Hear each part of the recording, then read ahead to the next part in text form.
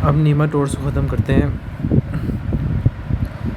Nematodes को हम round worms भी कहते हैं। जैसे मैंने पता ना, ऊपर से स्टोर को हम टेप वॉर्म्स कहते हैं, नीमाटोड्स को हम राउंड वॉर्म्स कहते हैं। नीमाटोड्स इंपॉर्टेंट होते हैं। नीमाटोड्स के स्ट्रक्चर की बात करें, इनका वैसे इनका पूरा कंप्लीट डाइजेस्टिव ट्रैक होता है। इसके अनसेगमेंटेड, इसमें सेगमेंट्स नहीं होते हैं। हमने बोला था ना ऊपर से स्टोर में सेगमेंट्स होते हैं, इसमें सेगमेंट्स नहीं होते हैं। कहते हैं body is covered with a non cellular highly resistant coating होती है इनके पास।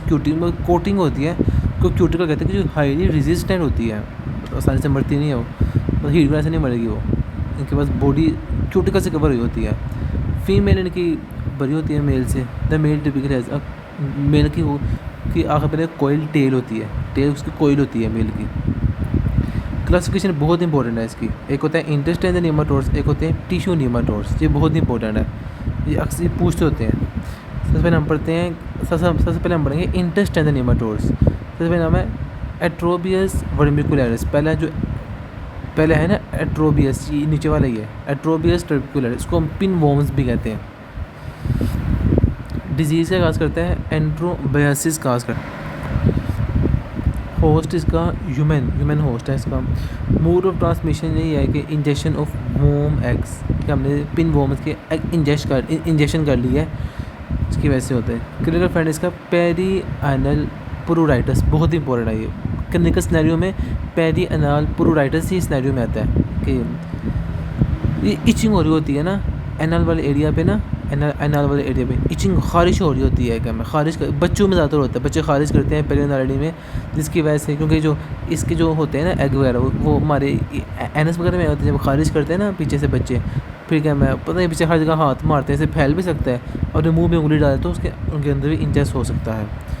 लेबोरेटरी डायग्नोसिस की बात करें, इसकी एक स्टूल एग्जामिनेशन होती है जिसमें हमें ये मिलते हैं, जिसमें एक स्मॉल वाइटिश अडल्ट वोम्स होते हैं जो मिलते हैं हमें स्टूल एग्जामिनेशन में। एक होती है scotch tape technique. Scotch tape नहीं होती है, जो स्कॉच टेप होती है, ये जो स्कॉच टेप होती है आम जो घरों में होती है, उसको करते क्या है, उसको एनएस वाले एरिया पे लगाते हैं स्कॉच टेप को। फिर जब स्कॉच टेप को बाहर निकालते हैं ना, तो स्कॉच टेप के ऊपर ना ये एग्स उसके आए होते हैं। ये भी टेस्ट करते हैं हम, पता लगाने के लिए, कंफर्म करने के लिए होता है। ये पिन वोम्स बहुत इंपॉर्टेंट है, इसका सेल साइकिल की हर चीज़ बहुत इंपॉर्टेंट है। ह्यूमन ने इंजेस्ट कर ली एग, पहला पॉइंट, ह्यूमन ने एग इंजेस्ट कर ली, ठीक है। हम लार्वा हैच इन इंटेस्टाइन, जो एग की है ना, एग है, उसे हैच कहते हैं। एग टूटा, उससे एक लार्वा निकला है। जैसे क्या मैं एग टूटा, एक वो नहीं निकला था मुर्गी का, मैं ऐसे ना hatch, larva hatch intestine, intestine में हैच होता है एग, उसे लार्वा निकला था, लार्वा हैच इन इंटेस्टाइन। उसके बाद पेनिट्रेट, वो जो लार्वा है ना वो पेनिट्रेट करेगा और इंटेस्टाइन की जो म्यूकोजा है ना वहाँ पर पेनिट्रेट करेगा, वहाँ पर डिवेलप करेगा वहाँ पर। उसके बाद वहाँ पर अडल्ट फॉर्म बनाएगा अपने in the lumen of caecum के लूमन में ना, वो अपनी अडल्ट फॉर्म बनाएगा। उसके बाद क्या करेगा, अडल्ट फीमेल बनी है ना, वो माइग्रेट कर जाएगी टू पेरी अनाल रीजन। वहाँ पर पेरी अनाल रीजन कर देगी।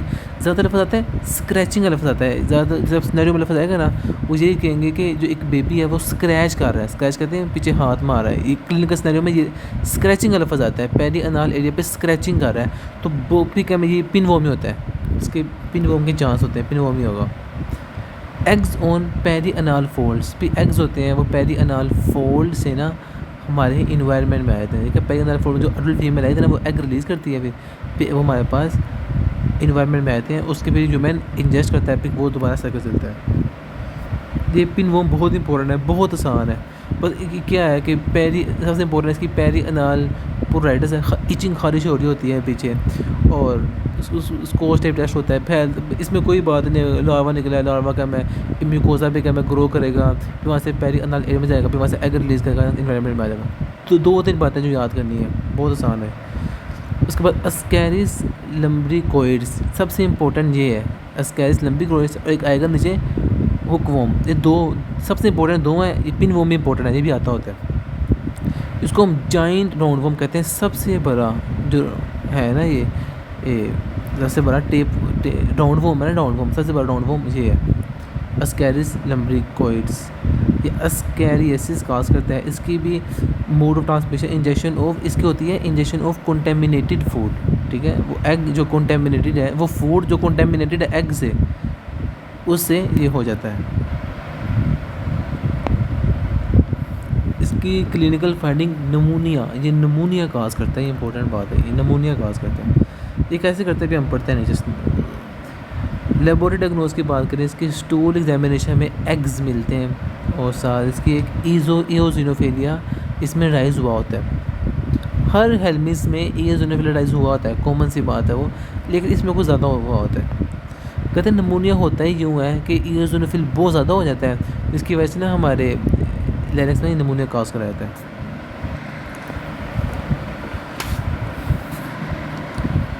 उसके बाद इसका लाइफ साइकिल जो है वही बिल्कुल सेम जो मैंने एग इंजेस्ट कर लिए, उसके बाद लार्वा है जो है इंटेस्टाइन में।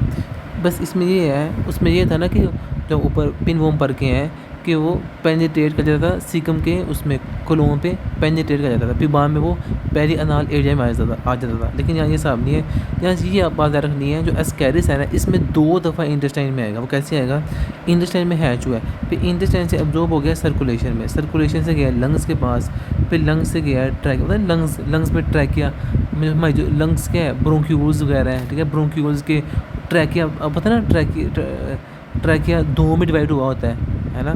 ट्रैकिया 2 में डिवाइड हुआ होता है, राइट और लेंथ, फिर ब्रोंक्यूल्स वगैरह बने होते हैं, फिर ब्रोंक्यूल से जाएगा ट्रैकिया के पास, फिर ट्रैकिया के ऊपर फेरिंग्स आती है, जो कि फेरिंग्स बाद में 2 में डिवाइड हो रही होती है, एक लैरिंग्स में, एक ट्रैकिया में और एक ओसोफेगस में। हमने पढ़ा हुआ है पहले।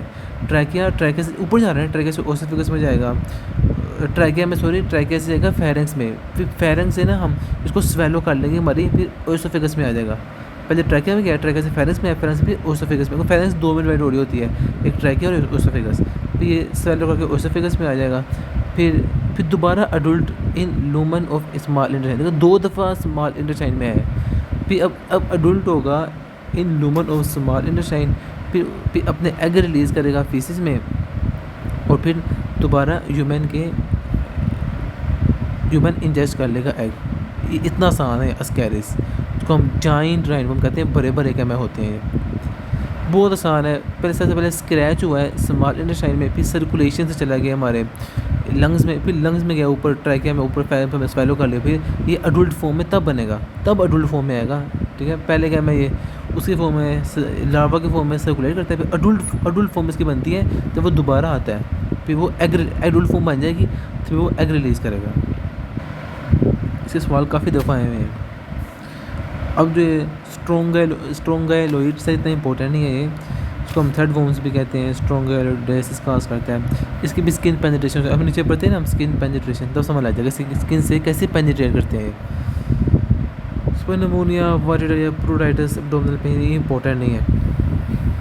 इसका भी बिल्कुल सेम वही है जो हम पीछे पढ़ के हैं, एस्कैरिस का ना बिल्कुल सेम वही है इसके लिए। अब ये सबसे इंपॉर्टेंट, ये बहुत इंपॉर्टेंट है, एक एस्कैरिस बहुत इंपॉर्टेंट है, एक ये और एक पिन वो में इंपॉर्टेंट है। इसको हम अनसाइक्लोस्टोमा एंड निकेटर कहते हैं, इसको हम हुक वोम भी कहते हैं। मोड ऑफ ट्रांसमिशन इसकी स्किन से पेनिट्रेट करती है, ये ना फीसिस, ये वाहिद है जो कि फीसिस क्या है ना, फीट पाँव से, ये पाँव से पेनिट्रेट करता है, सबसे ये वाहिद है जो कि पाँव से पेनिट्रेट करता है, उसको हम हुक वोम कहते हैं। मोड ऑफ ट्रांसमिशन इसकी स्किन होती है। पैथोजेनेसिस की बात करें, the major damage is due to the loss of blood at the side of attachment in the small intestine. अभी हम नीचे पढ़ते हैं, ये जो है ना, ये हुक वोम है, जो अनसाइलोस्टोमा है, ये ना हमारे स्मॉल इंटेस्टाइन में जाते हैं, और ये जो स्मॉल इंटेस्टाइन में जो अटैच होता है ना, अटैचमेंट लिखी हुई है, ये ना जो एक अनसाइक्लोस्टोमा का ये टीथ होते हैं, अनसाइक्लोस्टोमा अपनी टीथ के ज़रिए अटैच होता है उसके पास स्मॉल इंटेस्टाइन में अपने टीथ के ज़रिए अटैच होता है। जब अटैच होगा ना अपने टीथ के ज़रिए स्मॉल इंटेस्टाइन में, तो वहाँ पर जरिए से बात है, टीथ के ज़रिए अटैच हो रहा है, तो वहाँ पर डैमेज तो करेगा ना, डैमेज करेगा, ब्लड वैसे तरफ से कर देगा वहाँ पर। The major damage is due to the loss of blood at the side of attachment in the small intestine में, अपनी अटैचमेंट करेगा टीथ के ज़रिए, अनसाइक्लोस्टोमा टीथ के ज़रिए करता है। और जो निकेटर होता है ना, निकेटर के पास कटिंग प्लेट्स होती हैं जिसके ज़रिए वो अटैच करके ना डैमेज करता है। लॉस इसकी वजह से होगा, ब्लड लॉस होगा जब अटैच करेगा। ब्लड इज़ कंज्यूम, जो ब्लड है वो कंज्यूम करेगा worms and oozes from the side करेगा in respond to an anti coagulant made by the worm. देख अब क्या मैं हुआ ये है कि ब्लड वेसल रप्चर हो गया, सारी सी बात है, ब्लड वेसल रप्चर, अब कोआगुलेशन हो गई यहाँ पर ताकि उसको रोका जा सके, ये ना ये एंटी कोआगुलेंट्स बनाता है कि वो कोआगुलेशन ना हो पाए वहाँ पर, ये ताकि ये ब्लड को अपने ऊज आउट करता रहे, मतलब ब्लड को अपने इस्तेमाल करता रहे, न्यूट्रिएंट हासिल करता रहे, ग्रो करता रहे। ठीक है, इससे हमारा ब्लड काफ़ी ज़्यादा ज़ाया होता है, इसकी वजह से वीकनेस हो जाती है। और pallor accompany the microcytic anaemia, इसको हम आयरन डेफिशिएंसी अनीमिया भी कहते हैं, क्योंकि आयरन को हीमोग्लोबिन अपने आयरन को इस्तेमाल कर रहा होता है अपनी ग्रोथ के लिए, कॉज बाय ब्लड लॉस, वैसे माइक्रोसिटिक अनीमिया, इसको हम आयरन डेफिशिएंसी अनीमिया भी कहते हैं। अटैच सबसे पहले हुआ क्या है कि आया है, इसने स्मॉल इंटेस्टाइन में अपनी अटैचमेंट किया टीथ के ज़रिए, अटैचमेंट की वजह से ब्लड लॉस हुआ है, इसने क्या किया फिर एंटी कोआगुलेंट्स बना लिए हैं ताकि क्या मैं कोआगुलेशन ना हो पाए यहाँ पे, ताकि अपना ये ब्लड को चूसता रहे, ब्लड को चूसता रहेगा, जिसकी वजह से क्या हो जाएगा, माइक्रोसिटिक अनीमिया हो जाएगा। सबसे आसान सी चीज़ है। क्लिनिकल फाइंडिंग की बात करें तो इसकी वजह से ये भी नमूनिया का अभी हम पढ़ते हैं ना, इसका भी बिल्कुल सेम वही मैकेनिज्म, लेकिन जो नमूनिया हो रहा होता है ना उसमें वो होता है ईज़ोनोफिलिया की वजह से हो रहा होता है, उसमें अस्कैरिस में ये भी क्या मैं इसका भी वही पाथ होता है ना, भी ऐसे नमूने। पैलर सबसे इंपॉर्टेंट है, पैलर आने पर है ना खून की कमी हो जाती है इंसान में, तो पीला पीला सा कलर आना शुरू हो जाता है, वीकनेस होना शुरू हो जाती है, मतलब खून कमी हो गया, माइक्रोसिटिक अनीमिया, प्रोरेटिक पेप्यूल क्या मैं बनना शुरू हो जाते हैं।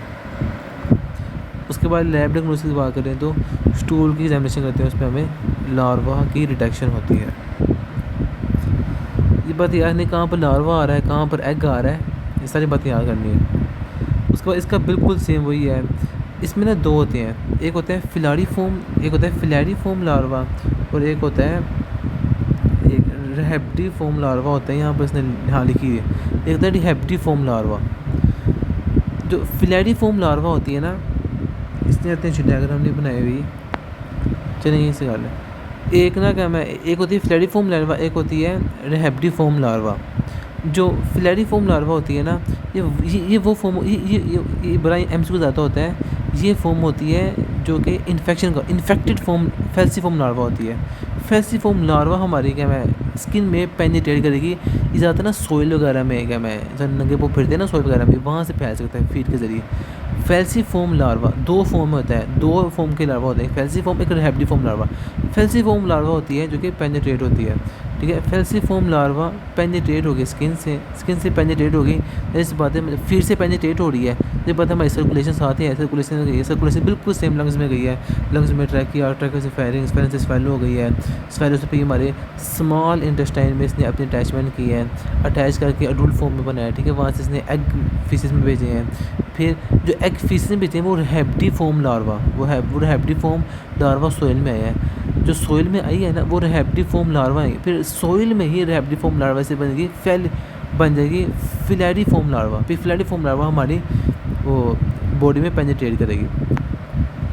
बहुत आसान क्या मैं, ये भी बहुत आसान है, ये भी अनसाइलोस्टोमा, इसमें कुछ भी नहीं है, ऐसे करना है कि उसने सबसे पहले इंटेस्टाइन में एयर अटैचमेंट की है, जिसने किया अपना ब्लड को इंटेस्टाइन पहले ही हमारा पेनिट्रेट हुआ है पाँव से पेनिट्रेट हुआ है, फिर सर्कुलेशन लंग्स में गया, लंग्स से क्या मैं फिर जीआईटी में, जब जीआईटी में आया ना स्टमक में स्मॉल इंटेस्टाइन में, तब क्या मैं इसने काम किया सारा ये, तब इसने क्या मैं ये माइक्रोसिटिक अनीमिया कराया, वहाँ पर अटैच होके फिर वहाँ से एंटी कोआगुलेंट बना के सारा ब्लड चूस के, तब इसने क्या मैं ये काम किया है। सबसे पहले इसने पाँव सेंटर के सारा घूमा है, तब भी काम हुआ।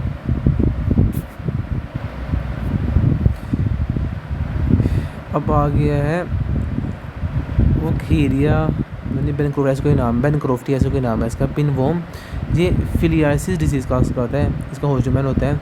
ये है हम पर है ना दो होते हैं, एक होता है इंटेस्टाइन होता है और एक होता है ह्यूमन नीमाटोड्स। ये ह्यूमन ह्यूमन कह रहा हूँ, टिश्यू नीमाटोड्स, ये टिश्यू नीमाटोड्स है, ये टिश्यू नीमाटोड्स है, इस वजह से इसको मॉस्किटो आई काटती है, मॉस्किटो जो काटती है वो फिलियासिस, हम सारे टिश्यू नीमाटोड्स को ये मॉस्किटो काटती है। इसमें ना काफ़ी कम लिखे हुए हैं, जो नीमाटोड्स हैं काफ़ी कम लिखे हुए हैं, और भी क्या मैं नीमाटोड्स करने हैं, लेकिन उसकी ना कुछ बातें करनी है, सारे नहीं करने, कुछ इंपॉर्टेंट बातें हैं जो क्या मैं उससे करनी है, लेकिन यहाँ लिखे ही नहीं हुए हैं, अनवर पे लिखे ही नहीं है वो। डिजीज़ फिलियासिस करवाती है होस्ट ह्यूमन है इसका। मूड फीमेल मॉस्किटो बाइट जो कि एनोफिल्स और क्यूलेक्स हो सकती है। सबसे इंपॉर्टेंट क्लिनिकल फाइंडिंग इसमें एलिफेंटियासिस जैसे एलिफेंट नहीं होता क्या, मैं उसके इतने बड़े बड़े पाँव होते हैं, ऐसे यहाँ पर अडीमा। ये ना ज़्यादा इसमें कोई बातें लिखी नहीं है, लेकिन इंपॉर्टेंट बातें भी थी अंदर, लेकिन लिखी नहीं है इसने। जो होता है कि जो लिम्फेटिक्स होता है ना, ये जो होता है ना, ये लिम्फेटिक्स पे कर जाते हैं, और लिम्फेटिक्स को ना ऑब्स्ट्रक्शन काज करते हैं, जिसकी वजह से ना ये बहुत फैल जाता है, इतना मोटा पाँव हो जाता है इंसान का ना, इतना मोटा पाँव हो जाता है जैसे एलिफेंट से क्या मैं तशबीह दे रहा होता है, बोलते हैं एलिफेंटियासिस। वो लिम्फ नोड्स ऑब्स्ट्रक्शन की होती है, जिसकी वजह से ना अडीमा हो जाता है हर जगह पाँव पे, ज़्यादा लोअर लिम्ब होता है, लिम्फ नोड्स को ब्लॉक किया होता है इसने, जिसकी वजह से वो लिम्फेटिक्स की ड्रेनेज नहीं हो पाती, जिसकी वजह से वहाँ पर अडीमा हो जाता है बहुत ज़्यादा, जिसकी वजह से ना एक एलिफेंट जैसे का मैं पाँव हो जाता है, सब एलिफेंटियासिस कहते हैं। ब्लड स्मेल्स में देखें तो हमें माइक्रोफिलारिया, एक माइक्रोफिलारिया होता है जो कि ना हमारी हम बॉडी में डिटेक्ट होता है क्या मैं मॉस्किटो ने काटा है ना, जो इंजेक्ट किया है इसने, वो माइक्रोफिलारिया के लगता है। अब वो पैरासाइट जो अनीमिया काज करते हैं, ये आया हुआ है जो यूक्यू है, इसमें से कोई भी 3-4 याद कर लेने हैं। हम पीछे हम पढ़े भी हैं जो अनीमिया काज करते हैं, हमने विटामिन B12 का पढ़ा है और आयरन डेफिशिएंसी पढ़ा है, ऐसे 3-4 याद कर लेने हैं जो पहले से पढ़ लिए हैं। जैसे हमने फैल्सीपेरम, प्लास्मोडियम फैल्सीपेरम हमने वहाँ पढ़ा था मलेरिया में, वो काज करता है, उसको अभी पढ़ के आए हैं। ये दो, हाँ दो यार दिखे नहीं है यहाँ पर इतने, हमने 2 अभी पढ़े ना, इसको अनकाइल